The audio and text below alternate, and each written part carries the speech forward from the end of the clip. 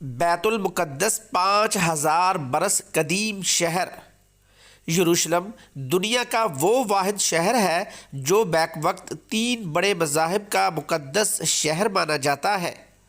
مسلمان اسے نہایت عزت اور تکریم کی نگاہ سے دیکھتے ہیں۔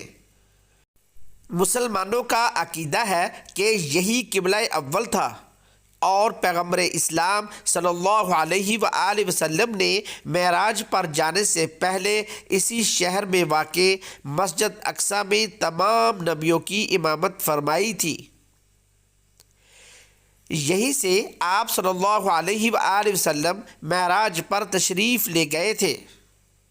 یہی وجہ ہے کہ مسلمان اور مسیحی 1000 سال تک اس شہر پر اپنا قبضہ حاصل کرنے کے لیے برسر پیکار رہے ہیں۔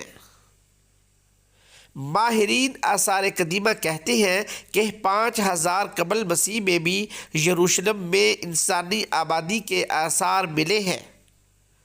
اس لحاظ سے یہ دنیا کے قدیم ترین شہروں میں سے ایک ہے۔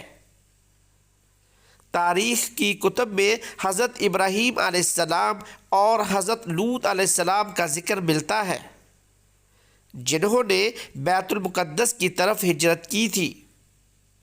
پھر حضرت یعقوب علیہ السلام نے اللہ تعالیٰ کے حکم کے مطابق مسجد بیت المقدس یعنی مسجد اقصی کی بنیاد رکھی۔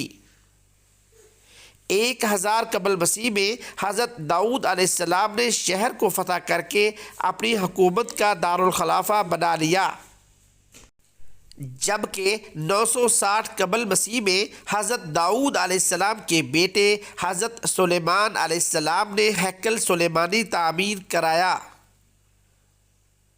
599 قبل مسیح میں شاہ بابل قدیم عراق بخت نصر نے بیت المقدس شہر کو مسمار کر کے یہودیوں کو ذلت آمیز طریقے سے بے دخل کر دیا۔ وہ 1 لاکھ یہودیوں کو غلام بنا کر اپنے ساتھ عراق لے گیا۔ طویل عرصہ تک یروشلم ویرانی کی تصویر بنا رہا۔ 100 سال بعد بیت المقدس ایک پر رونق شہر بن چکا تھا۔ قبل مسیح میں بخت نصر کے بعد فارس کے شہنشاہ روش کبیر سائرس اعظم نے بابل پر تابڑ توڑ حملوں کے بعد بابل اور یروشلم پر قبضہ کر لیا۔ اس نے یہودیوں کو واپس آنے کی اجازت دے دی۔